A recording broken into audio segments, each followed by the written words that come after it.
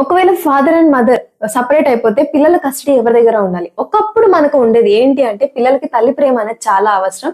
కాబట్టి పిల్లలు ఒక సర్టెన్ ఏజ్ వచ్చేంత వరకు తల్లి దగ్గరే ఉండాలి అని చెప్పేసి. కానీ ఇప్పుడు సొసైటీ మారింది, లాస్ మారాయి, మనుషులు మారారు. సో ఇప్పుడు ఏంటి అంటే పిల్లల అభిప్రాయాలు కూడా చాలా ముఖ్యంగా తీసుకుంటుందన్నమాట కోర్ట్.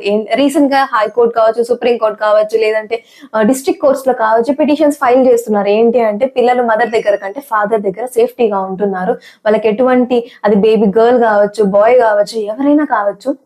మదర్ యొక్క కస్టడీలో ఉన్నప్పుడు కంటే ఫాదర్ కస్టడీలో ఉన్నప్పుడే పిల్లలు సేఫ్టీగా ఫీల్ అవుతున్నారు అని చెప్పేసి ఆ మూమెంట్ లో ఆ యొక్క పిటిషన్స్ ని కోర్ట్ అలో చేయడం కూడా జరిగింది. అండ్ పిల్లల యొక్క కస్టడీని మదర్ దగ్గర కాకుండా ఫాదర్ దగ్గర, అంటే ఒకవేళ పిల్లలు ఖచ్చితంగా వాళ్ళ ఫాదర్ దగ్గరే ఉండాలి అని అనుకుంటే కోర్ట్ పిల్లల కస్టడీని కొన్ని కండిషన్స్, ఒకవేళ బేబీ గర్ల్ అయితే ఫాదర్ దగ్గర పెట్టడం పర్మిషన్ కూడా ఇస్తుంది.